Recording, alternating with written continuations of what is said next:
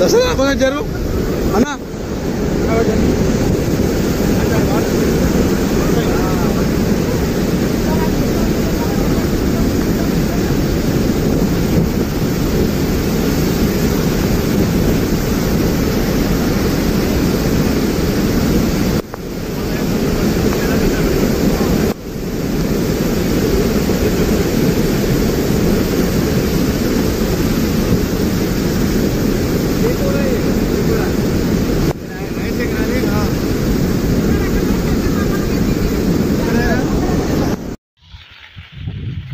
ఎడతెరిపి వర్షం కురుస్తున్న సందర్భంలో గత 8 రోజుల క్రితమే కడెం ప్రాజెక్టు గేట్లు లేపడం జరిగింది.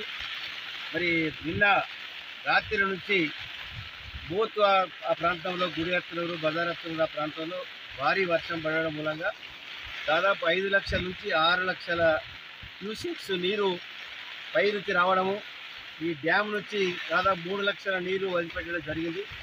అంతకంటే కెపాసిటీ పోయింది, నీరు మొత్తం గేట్లు లేపడం జరిగింది.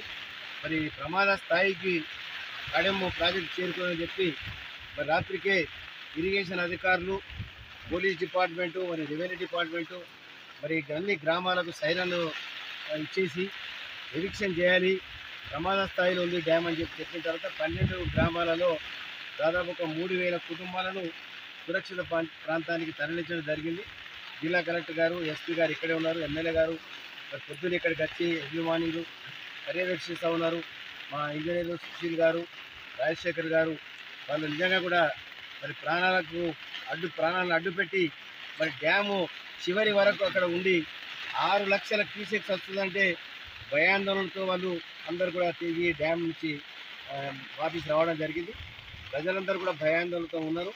మరి ఇప్పుడు భగవంతుడి దయ వల్ల మరి పైనుంచి ఇన్ఫ్లో తగ్గినట్టు ఒక 6 ఇంచులు అదే స్టేబుల్ ఉంది. దాని తర్వాత 6 ఇంచులు నీరు తగ్గింది. దాంతో మనం ఏంటంటే డ్యాము ప్రమాదకు గురి కాకుండా ఉండాలని చెప్పి మేము కోరుకుంటున్నాము.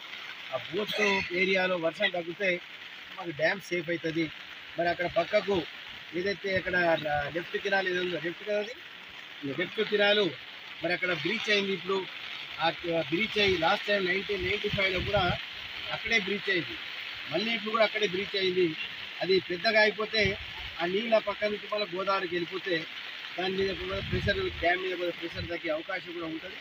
మరి తప్పకుండా అది కూడా రైతులు అక్కడ పోయి చూడడం జరిగింది, అది మనకు వాట్సాప్లలో కూడా పెట్టడం జరిగింది. కాబట్టి మాకు ప్రమాదం నుంచి మేము బయటపడతామని చెప్పి ఆశిస్తున్నాము. మరి భగవంతుడు మరి వర్షాన్ని ఆపి మా కడెం డ్యామ్ను సేవ్ చేయాలని చెప్పి కోరుకుంటున్నాము. మరి గౌరవ ముఖ్యమంత్రి గారి ఆఫీస్ కూడా మేము ఇన్ఫర్మేషన్ ఇచ్చినాము, చీఫ్ సెక్రటరీ గారికి ఇన్ఫర్మేషన్ చేయడం జరిగింది, ఈఎన్సీ మురళీధరరావు గారు కూడా చెప్పడం జరిగింది. జిల్లా అధికార యంత్రాంగం అంతా కూడా ప్రజాప్రతినిధులు అందరూ కూడా అప్రమత్తంగా ఉన్నాము. డ్యామ్ పరిస్థితి ఎప్పటికప్పుడు మరి తెలుసుకుంటూ మరి